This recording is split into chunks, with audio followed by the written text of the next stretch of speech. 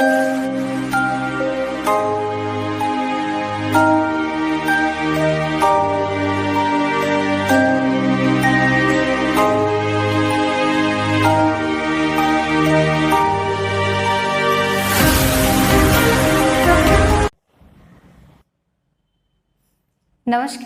मैं पूनम प्रजापत। जैसे कि अभी अपन ऑनलाइन क्लासेस में पढ़ ही रहे हैं बेटा, तो उसी क्रम में अपन 12वीं का केमिस्ट्री का एक नेक्स्ट टॉपिक, उसी चैप्टर का जो चैप्टर अपन कंटिन्यू अभी वीडियोस में दे ही रहे हैं, उसी को अपन डिस्कस करेंगे। तो अपना जो चैप्टर चल रहा था वो था अपने 12वीं की केमिस्ट्री का दूसरा चैप्टर अपना विलयन था बेटा। उस चैप्टर के अंदर अपन ने जो लास्ट वीडियो में पीछे दिया था उसके अंदर अपने पढ़ा था गैसों की द्रव में विलयता क्या होती है। सही है, तो गैसों की द्रव में विलयता का टॉपिक आपने पढ़ लिया होगा, उसके नोट्स भी आपने बना लिए होंगे, राइट। तो अब अपन उसकी जो आपने पढ़ा था उसको मैं एक बार वापस थोड़ा सा रिपीट कर देती हूँ, ताकि आपको क्या है कि नेक्स्ट टॉपिक जो आप पढ़ेंगे उसमें थोड़ा सा कंटिन्यू हो जाए, है ना। कहते हैं कि अपन किस चीज को पढ़ते हैं यदि पीछे का याद हो तो रिदम में आ जाते हैं पढ़ते वक्त, राइट। तो उसी के लिए अपन क्या करते हैं, थोड़ा सा देखते हैं कि गैसों में द्रव में विलयता जो अपनी थी वो क्या की थी। तो अपन ने देखा था कि कोई भी गैस होती है, किसी भी द्रव विलायक के अंदर घुलती है तो वही क्या होता है, उसकी गैसों की क्या होती है, उस द्रव में विलयता को प्रदर्शित करती है। उसी में अपन ने फिर देखा कि गैसों की जो द्रव में विलयता है बेटा, उसके प्रभावित करने वाले जो कारक होते हैं उनके बारे में भी अपन ने डिस्कस किया था। तो जो अपन प्रभावित करने वाले कारक पढ़ रहे थे उनमें था ताप, दाब, राइट, विलय और विलायक की प्रकृति, तो ये सब भी उसके अंदर पढ़ा था। सबसे इंपॉर्टेंट जो चीज आपने पढ़ी थी वो क्या थी, उसके अंदर दाब का प्रभाव, राइट, क्योंकि गैसें जो होती है वो दाब ही डालती हैं। ताप का प्रभाव थोड़ा कम इफेक्टेड होता है, वैसे जैसे ठोसों में ताप का प्रभाव था, दाब का नहीं था, गैसों में ताप का कम है और दाब का ज्यादा है। तो इसलिए उसमें क्या था कि अपन ने दाब का प्रभाव देखा, तो दाब के प्रभाव में ये कि एक नियम पढ़ाया था, आपको याद हो तो मैंने कहा भी था कि ये नियम इंपॉर्टेंट भी है। क्या नियम था, हेनरी का नियम, राइट। हेनरी ने किसका नियम दिया था, गैसों का नियम दिया था, राइट। तो गैसों के नियम से अपन हेनरी के नियम को यदि टच करते हैं तो उसका अपन ने ये देखा कि हेनरी ये कहता है कि कोई भी गैस जितनी भी किसी द्रव में घुली हुई है, तो घुली हुई मात्रा उसमें जो दाब डालती है किसके ऊपर, द्रव की सतह पर, वही क्या होता है, उसकी गैस की द्रव में विलयता को प्रदर्शित करती है। और अपन ने उसको शो किससे किया था, एम समानुपाती पी। एम क्या है, आपकी गैस की मात्रा जो किसके अंदर है, द्रव विलायक के अंदर, और उसके बाद जो दाब है, जो घुली हुई गैस की मात्रा उस पर दाब डालती है, वो क्या था आपका पी। ऐसे आपने कहा एक से अधिक गैसें हो तो क्या, तो कहा कि अलग अलग गैसें हैं तो उन अलग अलग गैसों की मात्राएं उसके मोल, जो अंश मोल भिन्न है उनके समानुपाती होती है। तो अपन ने क्या पढ़ा था, जैसे अपन ने दाब को किसके समानुपाती बताया, मात्रा के समानुपाती, तो अब किसके, मात्रा किसके समानुपाती होगी, उसके मोल भिन्न के समानुपाती हो जाती है। बात समझ में आ गई होगी। अब चलते हैं अपन आगे, अब डिस्कस करेंगे अपन आज का टॉपिक क्या बेटा, द्रव विलयनों में वाष्प दाब। द्रव विलयनों में वाष्प दाब क्या होता है, इसे कैसे प्रदर्शित किया जाता है, ये क्या होते हैं, तो अपन थोड़ा सा डिस्कस करते हैं, शुरू करते हैं। द्रव विलयन, है ना, द्रव विलयन क्या है, तो अपन क्या करते हैं, एक पात्र लेते हैं, उस पात्र के अंदर अपन ने क्या डाल दिया, जल, ठीक है। ये कोई भी जब विलयन बनता है उसके अंदर दो घटक होते हैं। कोई भी विलयन जब बनता है तो विलयन के कितने घटक होते हैं, विलयन के दो घटक होते हैं। एक तो क्या होता है, विलय, और एक क्या होता है बेटा, विलायक। क्या होता है, विलायक। बात समझ में आ गई होगी। जब ये दोनों किसी भी पात्र में हैं तो मिलकर क्या बनाते हैं, विलयन बनाते हैं। यानी विलय और विलायक जब मिलते हैं तो क्या बनता है, आपका विलयन बनता है। क्या बनता है, आपका विलयन।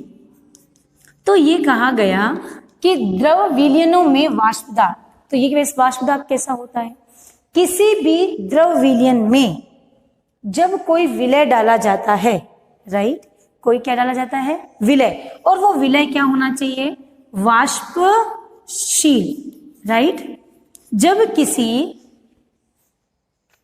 किसी विलायक में वाष्पशील विलय डालकर विलयन तैयार किया जाता है तो वहां पर वो वाष्पशील विलय द्रव की सतह पर क्या करते हैं, दाब डालते हैं। तो किसी भी द्रव की सतह पर द्रव के वाष्पशील अणुओं द्वारा डाला गया दाब क्या कहलाता है, द्रव विलयनों में वाष्प दाब कहलाता है। वाष्प दाब किसे कहते हैं, वाष्प दाब। क्या होता है वाष्प दाब, किसी द्रव की सतह पर, किसी द्रव की सतह पर द्रव के वाष्पशील अणुओं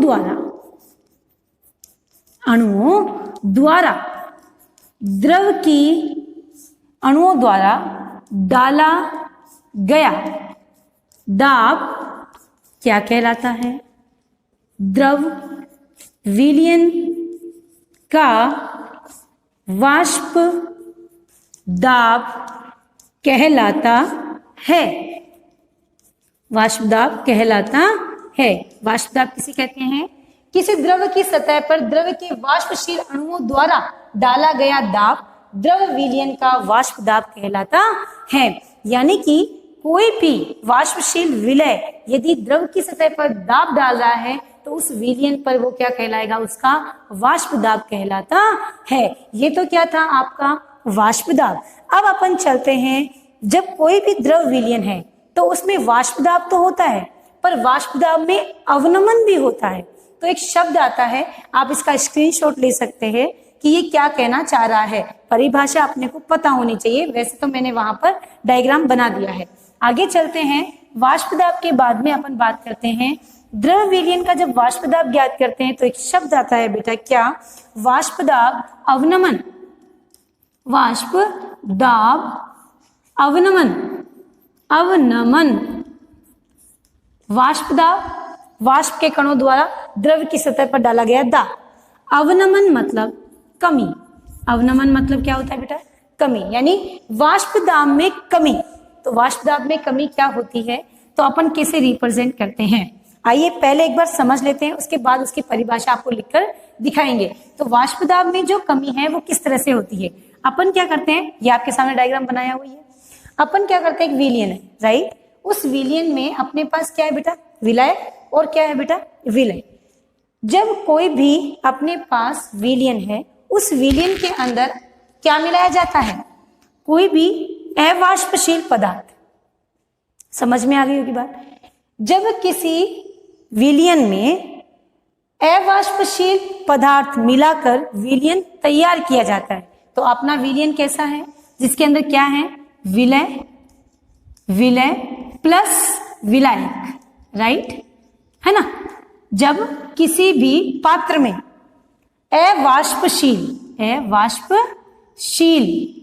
अवाष्पशील विलय मिलाकर विलयन तैयार किया जाता है तो उस दौरान उस विलयन किसका, उस शुद्ध विलायक का वाष्प दाब विलयन की तुलना में क्या हो जाता है, अधिक हो जाता है। या फिर यूं भी कहा जा सकता है, जब किसी विलायक में, ये विलायक है, इसके अंदर आपने क्या डाला, ये विलायक है, विलायक, इसमें आपने क्या डाला बेटा, अवाष्पशील विलय डाल दिया। तो पहले विलायक क्या था बेटा, शुद्ध था, ये तो शुद्ध विलायक है। जब इस विलायक में आपने क्या डाल दिया, विलयन, तो ये क्या हो गया, अब ये हो गया विलायक कन्वर्ट किस में हो गया, मैं यहां ना लिखकर इसको डायरेक्ट यहां कनेक्ट कर देती हूँ। क्या हो गया, ये विलायक अब क्या बन गया, विलयन। देखो इस विलायक में क्या जुड़ गया, विलय अशुद्ध, विलायक में जब जुड़ता है तो क्या बन जाता है, विलयन। अब इस विलयन का जो वाष्प दाब है, वाष्प दाब में कमी आ जाती है, किसकी तुलना में, शुद्ध विलायक की तुलना में। तो परिभाषा में क्या लिखेंगे, जब किसी शुद्ध विलायक में अवाष्पशील विलय मिलाया जाता है और विलयन तैयार किया जाता है तो उस दौरान प्राप्त विलयन का वाष्प दाब शुद्ध विलायक की तुलना में कम हो जाता है। वाष्प दाब में आई इस कमी को क्या कहते हैं? वाष्प दाब अवनमन कहते हैं। वापस सुनेंगे, अपने पास पहले क्या था? शुद्ध विलायक। शुद्ध विलायक जो था उस विलायक के अंदर आपने क्या मिला दिया? विलय। जब आपने इसमें विलय मिलाया तो अपने पास क्या हो गया? एक विलयन तैयार हो गया। ये विलयन क्या है? अशुद्ध। इस विलयन में जब आपने विलय मिलाया तो ये विलयन तैयार हुआ तो उसका वाष्प दाब क्या हो जाता है? कम।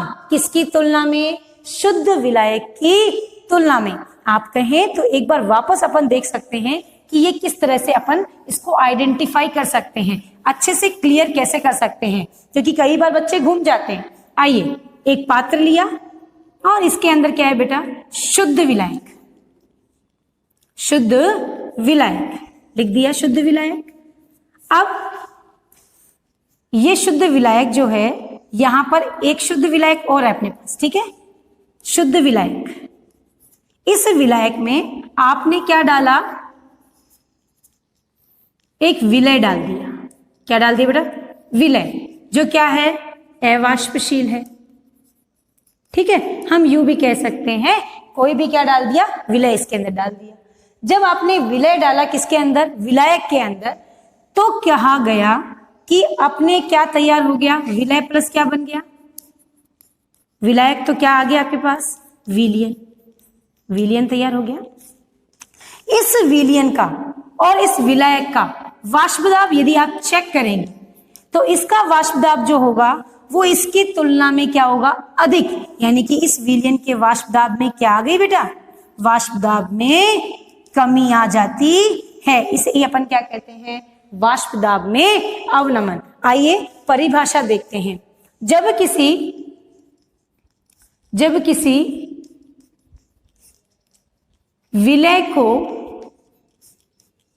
को किसी विलायक में मिलाकर विलयन तैयार किया जाता है,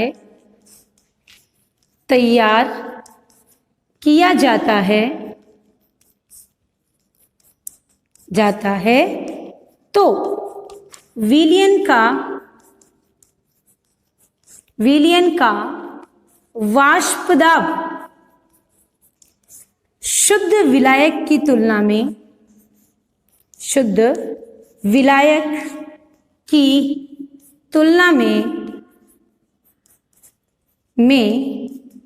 कम हो जाता है।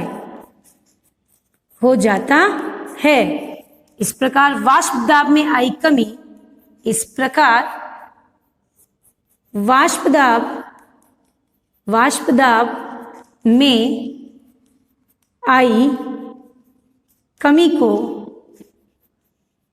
को वाष्प दाब अवनमन कहते हैं। क्या कहते हैं? वाष्प दाब अवनमन कहते हैं। शायद बात समझ में आ गई होगी। वाष्प दाब अवनमन क्या है? जब किसी विलय को किसी विलायक में मिलाकर विलयन तैयार किया जाता है तो विलयन का वाष्प दाब शुद्ध विलायक की तुलना में कम हो जाता है। इस प्रकार वाष्प दाब में आई कमी को वाष्प दाब अवनमन कहते हैं। जैसा कि इस बोर्ड पर डायग्राम से समझाया गया है, एक शुद्ध विलायक था। इस शुद्ध विलायक में आपने एक विलय डाला। विलय अवाष्पशील था। जब उसको डाला गया तो अपन ने देखा गया कि विलायक जो है उसमें विलय मिल जाता है और विलयन के वाष्प दाब में क्या आ जाती है बेटा? कमी आ जाती है। यानी अशुद्ध विलय आप डालेंगे तो वाष्प दाब में क्या आ जाती है? कमी आ जाती है। इस कमी को अपन क्या कहते हैं? वाष्प दाब में आई इस कमी को वाष्प दाब अवनमन कहते हैं। अब अपन देखते हैं कि इसको एक अपन मात्रात्मक रूप से कैसे रिप्रेजेंट कर सकते हैं। तो अपन देखते हैं कि ये आप स्क्रीनशॉट ले लें ताकि आप इसको नोट्स में ऐसे का ऐसा उतार सकें। अब अपन इसको मात्रात्मक रूप में व्यक्त करेंगे। तो मात्रात्मक रूप में कैसे व्यक्त करेंगे? तो अपन देखते हैं कि जो वाष्प दाब है शुद्ध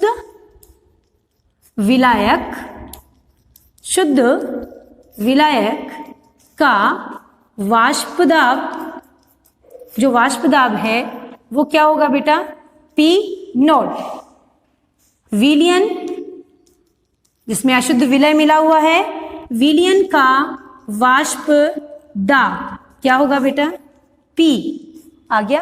तो वाष्पदाब में अवनमन क्या होगा, वाष्पदाब में अवनमन, अवनमन या वाष्पदाब अवनमन क्या होगा, पी नॉट माइनस पी। ये क्या है, वाष्पदाब में अवनमन। बात समझ में आ गई होगी कि वाष्पदाब अवनमन क्या होता है और इसको एक मात्रात्मक रूप में अपन कैसे व्यक्त कर सकते हैं। तो ध्यान करेंगे बेटा कि ये किस तरह से व्यक्त किया गया है। ऑफ कोर्स जो वाष्पदाब विलायक का होगा वो अधिक होगा, जो विलयन का होगा वो कम होगा। तो अधिक में से कम घटाए तो अंतर आ जाएगा, उसे अपन क्या बोलेंगे, जो आई कमी वही क्या कहलाती है बेटा, वाष्पदाब अवनमन। ये तो था वाष्पदाब अवनमन के बारे में। अब वाष्पदाब में अवनमन, द्रवों में वाष्पदाब, इसको समझाने के लिए एक साइंटिस्ट आए बेटा, क्योंकि ऐसे तो किसी भी बात को कहना उचित नहीं है, इसलिए तथ्य तो कोई देगा ना कोई तो आपके पास रेफरेंस होना चाहिए। तो कहा गया कि कोई भी अगर अपन बात कहते हैं तो उसके पीछे यदि तथ्य छुपे हुए हों तो उस बात को माना जा सकता है, यानी कि उसको अपन अच्छे से क्लियर भी कर सकते हैं, किसी को और को भी समझा सकते हैं। तो इसको समझाने के लिए एक साइंटिस्ट आया जिसका नाम क्या था, राउले है ना। राउले जो आया, राउले नियम, उसने एक नियम दिया, से अपन राउले के नियम से जानते हैं। तो राउले ने क्या कहा, तो पहले वो समझ आना चाहिए, फिर उसके नियम को डिस्कस करेंगे। राउले ने कहा कि कोई भी पात्र है, उसके अंदर जो विलयन है, तो दो जो विलयन है, जो दो विलयन है,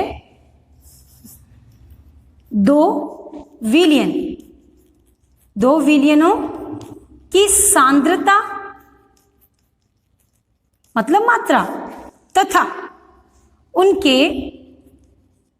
वाष्पदाब अवनमन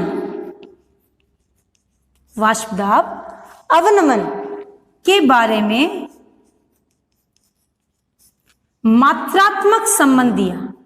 किसके बारे में, दो विलयनों की सांद्रता तथा वाष्पदाब अवनमन के बारे में क्या दिया बेटा, एक मात्रात्मक संबंध दिया। मात्रात्मक संबंध को कैसे व्यक्त किया, उन्होंने कहा, उसने अपने नियम में बताया कि जब भी कोई दो विलयन है, उनकी सांद्रताएं और उनके वाष्पदाब में जो अवनमन है, उनके संबंध को यदि आप प्रदर्शित करें, उसे मात्रात्मक रूप से किस प्रकार व्यक्त करेंगे वो मैं अपने नियम में बताऊंगा। तो वो नियम जो उसने दिया, उस नियम को क्या नाम दिया, राउले नियम। यानी थीम क्या रखी, दो विलयनों की सांद्रता तथा उन विलयनों के वाष्पदाब अवनमन के बारे में उन्होंने समझाया।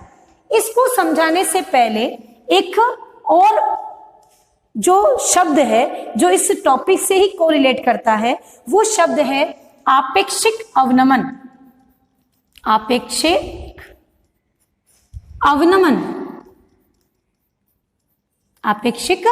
अवनमन ये क्या होता है, आपेक्षिक अवनमन केवल और केवल वाष्पदाब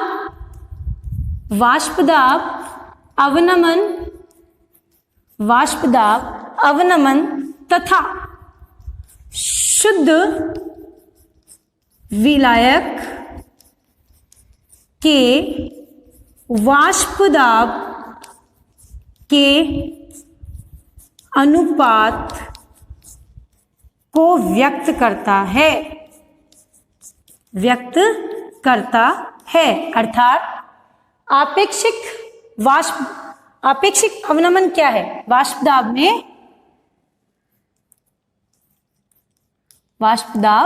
अवनमन। तो क्या होता है, वाष्पदाब में अवनमन जो अपन ने क्या लिखा था, पी नॉट माइनस पी तथा शुद्ध विलायक का वाष्पदाब पी नॉट के अनुपात को आपेक्षिक वाष्पदाब अवनमन कहते हैं। इसे अपन निम्न प्रकार से प्रदर्शित कर सकते हैं। ये क्या है, आपेक्षिक वाष्प दाब या आपेक्षिक वाष्प दाब अवनमन। ऑफ कोर्स अवनमन दिखाएंगे क्योंकि यहाँ पर कमी दिखाई दे रही है। तो आपेक्षिक वाष्प दाब अवनमन क्या होता है? किसी भी विलयन का वाष्प दाब अवनमन तथा शुद्ध विलायक के वाष्प दाब को क्या कहते हैं, अनुपात को क्या कहते हैं? आपेक्षिक वाष्प दाब अवनमन कहा जाता है। ये था राउले के नियम का ही एक कोरिलेटेड टॉपिक जो आपको मैंने बता दिया है। आप इसको ऐसे ही उतार लें ताकि जब राउले नियम पढ़े तो ये बात आपको समझ में आ जाए। चलते हैं आगे। इसमें अपन टॉपिक ले रहे थे राउले नियम। राउले नियम मैंने कहा किस थीम पर है? दो विलयनों की सांद्रता उनके वाष्प दाब अवनमन पर क्या करता है? निर्भर करता है। तो अब राउले नियम क्या कहता है, थोड़ा ध्यान से देखेंगे। राउले के अनुसार जब किसी विलयन में उपस्थित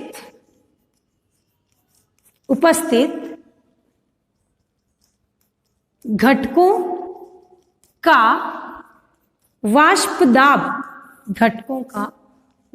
दाब उस घटक की मोल भिन्न के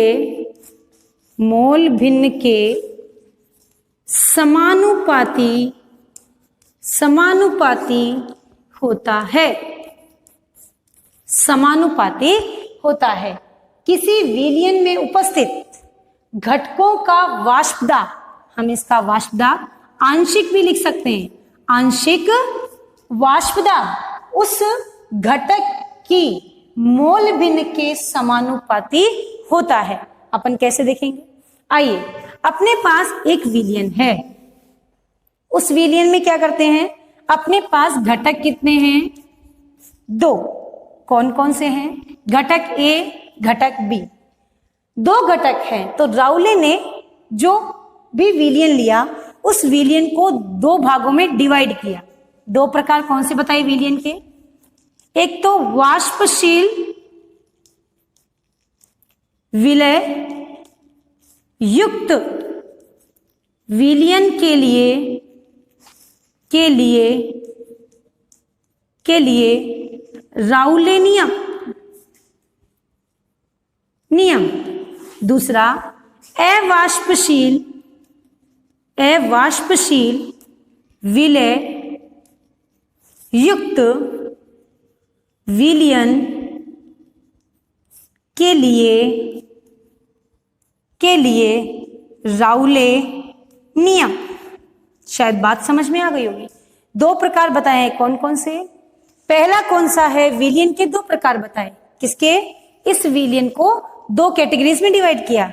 वाष्पशील विलय युक्त विलयन के लिए राउले नियम, अवाष्पशील विलय युक्त विलयन के लिए राउले नियम। तो अपन देखते हैं, सबसे पहले जो अपन बात करेंगे राउले नियम की, वो किसके लिए करेंगे? वाष्पशील विलय युक्त विलयन के लिए। राउले नियम समझ में आ गया होगा।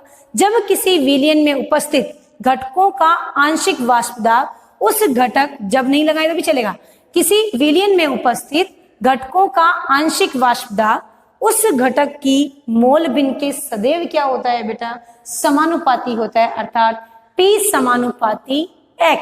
P क्या है? दाब। X क्या है? उसी घटक का मोल अंश। बात समझ में आ गई होगी। आगे चलते हैं। ये परिभाषा का आप स्क्रीनशॉट लेते रहें साथ साथ, ताकि आप उस चीज को समझ सकें। तो सबसे पहले अपन किसकी बात करेंगे? वाष्पशील विलय युक्त। सबसे पहले राउले नियम किसके दे देंगे? वाष्पशील विलय के लिए। ठीक है। वाष्पशील विलय तो क्या होगा? जब कोई भी वाष्पशील विलय होता है तो उसके लिए राउले नियम को पहले समझेंगे, उसके बाद अपन उसको डिस्कस करेंगे। तो कहा गया कि कोई भी वाष्पशील विलयन है, उसमें कितने घटक है? दो। दोनों घटकों के अणुओं की जो वाष्प अवस्था है उन पर ये वाष्प दाब निर्भर करेगा। यानी दोनों घटकों का वाष्प दाब जो है वो यहाँ पर डिपेंड करता है कि उसका टोटल वाष्प दाब कितना होगा। तो राउले ने वाष्पशील के लिए कहा कि किसी भी विलयन में जब वाष्पशील विलय उपस्थित हो तो उस घटक में उपस्थित दोनों वाष्पशील घटकों का आंशिक वाष्प दाब उस विलयन में उपस्थित घटकों के मोल भिन्न के समानुपाती होता है। क्या होता है? घटक में किसी विलयन में उपस्थित वाष्पशील घटकों का आंशिक दाब, किनका? घटकों का आंशिक दाब घटकों की ही मोल भिन्न के समानुपाती होता है। यानी यहां पर मैं लिखूं तो वाष्पशील विलय के लिए राउले नियम, किसी विलयन में उपस्थित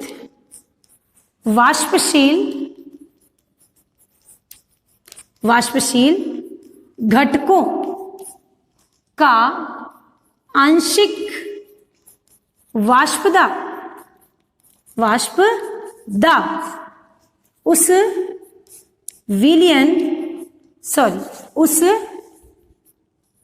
उन घटकों के मोल भिन्न के समानुपाती होता है। राइट? अपने पास घटक A की मोल भिन्न XA बराबर क्या लिख सकते हैं? NA/NA प्लस NB, घटकों में उपस्थित अणुओं की संख्या, घटकों में उपस्थित मोलों की संख्या। घटक B की मोल भिन्न XB बराबर NB/NA प्लस NB। बात समझ में आ गई होगी। ये ऐसा का ऐसा आप उतारेंगे ताकि अपन कंटिन्यू इस डेरिवेशन को कर सकें। बात समझ में आ गई होगी। अब अपन नियम से आगे चलते हैं। जब घटकों के समानुपाती होता है क्या? उसका वाष्प दाब। तो परिभाषा से क्या समझे आप? घटक A का वाष्प दाब, आंशिक वाष्प दाब क्या होगा बेटा? PA समानुपाती XA, PA बराबर P0A XA। वहीं घटक B का आंशिक वाष्प दाब क्या होगा? PB समानुपाती XB, PB बराबर P0B XB।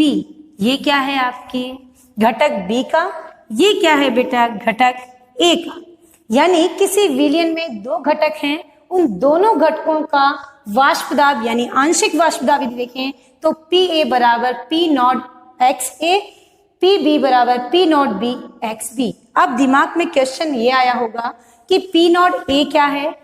अपन पहले भी बात कर चुके हैं, जहां भी शब्द नोड आ जाता है वो शब्द क्या हो जाता है? शुद्ध, यानी शुद्ध विलय का वाष्प दाब और यहां पर शुद्ध विलायक का वाष्प दाब। बात समझ में आ गई होगी। तो इस प्रकार ये क्या है आपका P0B शुद्ध विलायक का वाष्प दाब, या यूं भी बोल सकते हैं शुद्ध अवस्था में घटक A का वाष्प दाब, शुद्ध अवस्था में घटक B का वाष्प दाब, क्योंकि एक विलय और एक क्या होगा बेटा यहाँ पर विलायक होगा। तो दोनों बातें लिख सकते हैं, शुद्ध घटक A का वाष्प दाब, शुद्ध घटक B का वाष्प दाब। तो बात समझ में आ गई होगी। आगे चलते हैं, इसको भी आप ऐसे ही उतारेंगे। नोट्स में डेरिवेशन बिल्कुल साथ साथ उतारते चलें ताकि आपको ये बात समझ में आ जाए। अब अपन सब जानते हैं बेटा कि जब भी अपन किसी मोल भिन्न की बात करते हैं तो पहले अपने को पता होता है कि मोल भिन्न क्या होती है। तो अपन कहते हैं, सबसे पहले तो ये देखें इससे पहले कि अपने पास जो विलयन का कुल वाष्प दाब क्या होगा? वाष्प दाब तो अपन क्या लिखेंगे? PT बराबर क्या होगा? PA प्लस PB, यानी किसी भी विलयन का कुल वाष्प दाब दोनों घटकों के वाष्प दाब के योग के बराबर होता है। यहां पर मैं साइड में लिख देती हूं, PA बराबर अपन ने क्या निकाला था? P0A plus XB, X B X A व पी बी बराबर P naught B x B. ये ध्यान करेंगे, ये वैल्यूज अभी अपन को काम में लेनी है, इसलिए थोड़ा सा ध्यान करेंगे।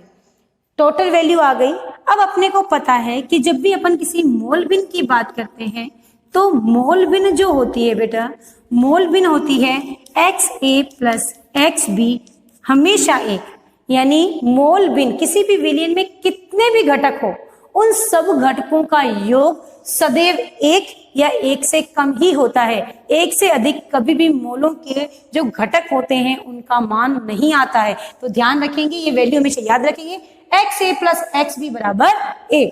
तो यहां पर अपन एक्स ए की वैल्यू निकाल सकते हैं 1 माइनस एक्स बी, निकाल लिया। अब अपने पास समीकरण जो अपने पास है समीकरण एक, उसके अंदर पी ए व पी बी का मान रखेंगे, फिर उसके बाद अपन इस वैल्यू को भी लिखेंगे। मैं साइड में इसको भी लिख देती हूं, एक्स ए बराबर 1 माइनस एक्स बी, राइट, क्योंकि ये सब वैल्यूज अपने को चाहिए आगे।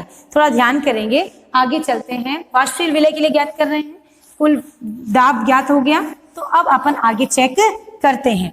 चलिए आगे है आपके पास वाष्पशील जो विलय है, उसके अंदर अपन देखते हैं कुल जो दाब है, कुल दाब क्या है, पी टी बराबर P A plus P B, लिख दिया। पी ए व पी बी का मान रखने पर, मान रखने पर क्या है मान, पी टी बराबर पी ए की जगह क्या लिखेंगे बेटा आप, P naught A x A plus P naught B x B, लिख दिया। उसके बाद अपन ज्ञात करते हैं इसकी वैल्यू को, जब अपन आगे लिखते हैं तो अपने को पता है यहाँ पर मोल भिन्न एक्स ए का मान भी रखा जा सकता है। तो समीकरण में एक्स ए का मान रखने पर क्या होता है, पी टी बराबर पी नॉट ए कोष्टक 1 minus X B plus P naught B x B, लिख दिया होगा, है ना। उसके बाद आगे चलते हैं, पी टी बराबर पी, इसको इससे गुणा करेंगे, इसको इससे करेंगे, P naught A minus P naught A x B plus P naught B x B. अब आप थोड़ा सा ध्यान देंगे क्या, कि जो अपने पास वैल्यू आई है उसके अंदर एक्स बी और यहां पर भी एक्स बी क्या है बेटा, कॉमन है। तो अपन क्या कर सकते हैं, इन चीजों को कॉमन ले सकते हैं। क्या ले सकते हैं कॉमन, पी नॉट ए तो आपका है वैसे का वैसे ही है, यहां पर यदि आप कॉमन लेंगे तो अपन क्या लिख सकते हैं, एक्स बी, फिर अपन क्या लिख सकते हैं, P naught A P plus P naught B. तो ये तो प्लस में, ये क्या है माइनस में, तो अपन इसको ऐसे लिख सकते हैं क्या, थोड़ा सा चेक करेंगे। पी, थोड़ा सा हल्का सा मैं यहां से साफ कर रही हूं ताकि आप उसको सही से लिख सकें। आपने उतार लिया होगा, मे भी वो वैल्यूज नहीं उतारा है, तो P A 1 minus P naught B x B, वो भी P naught B x B, ठीक दिया। अब अपन लिखते हैं यहां पर पी टी बराबर P naught A, right, plus क्या है यहां पर, पी नॉट बी लिखा हुआ है ना, पी नॉट, अब प्लस में है तो इसकी वैल्यू क्या है, प्लस एक्स बी, कोष्टक में क्या लिखेंगे, P naught B minus P naught A. ये किसकी वैल्यू आ गई आपके पास, कुल दाब की। ये कुल दाब है जो किस पर निर्भर करता है, घटकों की मोल भिन्न पर निर्भर करता है। अलग अलग घटकों की अलग अलग मोल भिन्न पर निर्भर करता है, क्या, टोटल दाब। ये बात आपको समझ में आ गई होगी। तो ये क्या था, वाष्पशील विलय के लिए जो राउले का नियम है वो इस प्रकार से व्यक्त किया जाता है। अब जब राउले ने इस नियम को व्यक्त किया तो उसने एक स्पेसिफिक ग्राफ भी बताया। इसने बताया कि जब भी आप कोई भी दो वाष्पशील घटक लेते हैं तो उन वाष्पशील घटकों के अंदर क्या होता है, एक घटक का वाष्प दाब अधिक और दूसरे का क्या होता है, अधिक। तो अपने पास एक इसने रेंज बताई इस तरह का, यहाँ पर है वाष्प दाब। पी नॉट ए यहाँ पर है पी नॉट बी, यानी कि पी नॉट ए का मतलब क्या है, इसका वाष्प दाब कम है किसकी तुलना में, पी नॉट बी की तुलना में। जब पी नॉट बी के लिए मोल भिन्न की वैल्यू ज्ञात करते हैं तो अपन देखते हैं कि यहाँ पर जो है वो एक्स ए बराबर 1, तो एक्स बी बराबर क्या हो गया बेटा 0, वहीं एक्स ए बराबर 0 तो एक्स बी बराबर क्या हो जाता है 1। तो ध्यान करेंगे जैसे जैसे वाष्प दाब की ओर अपन बढ़ते हैं, यानी वाष्प दाब को जब बढ़ाया जाता है तो यहाँ पर ये इस तरह चलता है, तो यहाँ पर जो घटक बी है उसका मान बढ़ रहा है तो वाष्प दाब भी क्या हो रहा है उसका बढ़ रहा है। दूसरी तरफ यूं चलूं तो अपन देख रहे हैं कि इस तरफ जाते हैं तो घटक बी तो घट रहा है लेकिन घटक ए का मान बढ़ रहा है तो वाष्प दाब इसका बढ़ रहा है। तो इसकी वैल्यू को अपन इस तरह से चेक करते हैं। बात समझ में आ गई।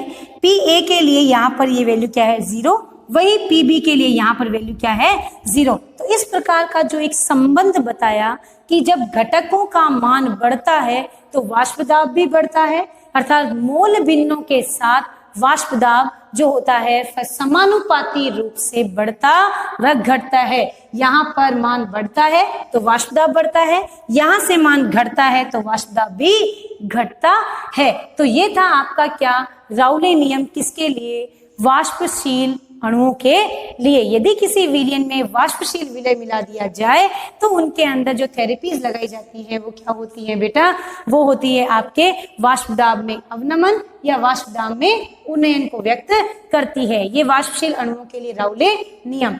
अब दूसरा आता है अवाष्पशील अणुओं के लिए राउले नियम। तो आगे चलते हैं, राउले नियम किसके लिए व्यक्त करेंगे बेटा आप, अवाष्पशील अणुओं के लिए।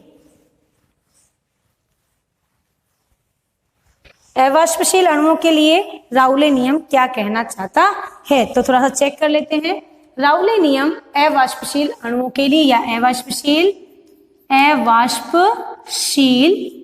विलय के लिए। जब भी अवाष्पशील अणुओं के लिए या विलय के लिए राउले नियम देता है तो राउले ये कहता है किसी भी विलयन में यदि कोई भी विलयन है उसके यदि दो घटक हैं तो एक घटक तो क्या है वाष्पशील है और दूसरा क्या है अवाष्पशील है, तो जो वाष्प दाब है वो केवल और केवल एक ही घटक पर निर्भर करेगा। वाष्प दाब किस पर निर्भर करेगा, केवल उस विलयन में उपस्थित वाष्पशील घटक पर ही निर्भर करेगा। क्या, वाष्प दाब। तो अपन जानते हैं कि विलयन का जो वाष्प दाब होता है वो किसके समानुपाती होता है, उसकी मोल भिन्न के समानुपाती होता है। तो यहाँ पर वाष्प दाब किसका बन रहा है, घटक ए का, तो बी तो क्या है अवाष्पशील विलय, तो अपन लिखेंगे ए और यहाँ क्या लिख दिया बी। बात समझ में आ गई। फिर अपन क्या लिखेंगे बेटा, थोड़ा सा यहीं पे कर लेते ताकि दोनों बोर्ड काम में आ जाए, एक साथ ही वो चीज क्लियर हो जाए आपके। पी ए समानुपाती एक्स बी, पी ए बराबर पी नॉट ए एक्स ए। बात समझ में आ गई होगी। ये बात लिखने के बाद अपन जानते हैं कि जो आपका टोटल जो दाब होगा वो भी किस पर निर्भर करेगा, एक ही घटक पर निर्भर करता है। समीकरण 1 में पी ए का मान रखें तो क्या लिखेंगे, पी टी बराबर P A naught X A. अपन जानते हैं मोल भिन्न की वैल्यू क्या होती है, X A plus X B is equal to 1, X A बराबर 1 माइनस एक्स बी, राइट। अपन यहाँ पर लिखेंगे पी टी बराबर पी नॉट ए एक्स की जगह क्या लिखेंगे 1 माइनस एक्स बी। बात समझ में आ गई होगी। आगे चलते हैं, लिखते हैं पी टी बराबर P naught A minus P naught A x B. Clear हो गया होगा बात, है ना। अब अपने को अवाष्पशील घटक के लिए वाष्प दाब जो ज्ञात करना है या अपेक्षिक अवनमन ज्ञात करना है तो अपन कैसे ज्ञात कर सकते हैं। आप जानते हैं कि ये वैल्यूज जो है वो किस में है, माइनस में, ये वैल्यू किस में है, प्लस में, यानी पी टोटल है आपके पास, या अपन विलयन का वाष्प दाब भी बोल सकते हैं। तो अपन देखते हैं कि पी टी माइनस क्या लिखेंगे आप, पी नॉट ए, कुल वाष्प में यहाँ चला गया, या फिर आप इसे वैसे भी लिख सकते हैं पी टी यानी कुल वाष्प दाब जो है आपका, उसके लिए अपन यहाँ बात करें तो माइनस क्या आएगा, ये सब plus P naught A x B बराबर क्या लिख दिया, पी नॉट ए। लिख दिया। अब अपने पास P T plus P naught A, ये जो आपके इसके अंदर गुणा में था ये इस तरफ क्या आ सकता है, इस तरह से लिखा एक्स बी बराबर क्या लिख सकते हैं, पी नॉट ए। ये क्या है आ गई आपकी टोटल जो वाष्प दाब है आपका, किसका बेटा, किसका, पी जो अवाष्पशील अणुओं के लिए जो कुल वाष्प दाब है उसकी वैल्यू आ जाती है। इससे आप किसकी वैल्यू निकाल सकते हैं, एक्स की बी की भी वैल्यू निकाल सकते हैं। आप ऐसे भी लिख सकते हैं क्या, P naught A x B जो इस तरफ चला गया है ये, और ये इस तरफ आ गया है, तो क्या लिख सकते हैं आप, P naught A minus P total भी लिख सकते हैं। यहाँ पर एक्स बी बराबर क्या लिख सकते हैं, P naught A minus P बटा पी नॉट ए, अर्थात ये क्या है आपका अवाष्पशील घटकों के लिए क्या है, आपेक्षिक अवनमन, या फिर हम ये कह सकते हैं वाष्प दाब में अवनमन। ये इस प्रकार से ज्ञात किया जा सकता है। इस लाइन को आप नहीं भी लिखें तो भी वो बात क्लियर हो जाती है कि किस प्रकार से इसको व्यक्त किया गया, एक्स ए बी और पी ए। ये था आपका द्रव विलयनों में वाष्प दाब। इस प्रकार इसे अपन बहुत ही अच्छे से एक बहुत ही डायग्राम डेरिवेशन के साथ बहुत ही अच्छे से क्लियर हो गया है। आप ऐसा का ऐसा इसका स्क्रीनशॉट लेंगे ताकि आप इसको समझ सकें, अच्छे से समझेंगे ताकि आपको ये चीज समझ में आ जाए। अवाष्पशील की वापस भी समझा देती हूँ कि अवाष्पशील घटक जो होते हैं उनमें जो विलयन बनता है उनमें वाष्प दाब जो केवल और केवल वाष्पशील घटक एक पर ही निर्भर करता है। ये घटक निर्भर कर गया पी ए बराबर P A naught X A, P T केवल एक ही घटक पर निर्भर करेगा, तो पी टी के मान जब ए पी ए का मान अपन क्या लिख सकते हैं जो आपके ऊपर दिया गया है, P A naught X A. P T की वैल्यू को आप इस तरह से मोल भिन्न में व्यक्त कर सकते हैं। जब मोल भिन्न में व्यक्त करते हैं तो ये इस प्रकार से प्राप्त होता है। जब ये इस प्रकार से आपको प्राप्त हुआ P naught A minus P naught A x B, तो इसको अपन किस तरह से व्यक्त कर सकते हैं, आप इस पी जो टोटल है इस वैल्यू को यहाँ और इस वैल्यू को किस तरफ, राइट हैंड साइड में लेके आ सकते हैं। जब आप इसको लेके आएंगे तो P naught A x B बराबर P naught A minus P total, X B की वैल्यू निकालेंगे तो ये भाग में आ जाएगा पी नॉट ए। इस प्रकार अवाष्पशील घटकों पर जो मोल भी निकालेंगे वो केवल और केवल दिखाई दे रही होगी किस पर निर्भर करती है, वाष्पशील घटकों पर ही वाष्प दाब निर्भर करता है। ये था आज का आपका पूरा टॉपिक। उम्मीद हम यही करते हैं कि आपको समझ में आया होगा। आप अच्छे से रीड करेंगे, घर पे इसको नोट्स में लिखेंगे, तभी आपको बेटा साथ साथ में वो चीज समझ में आती है। Thank you.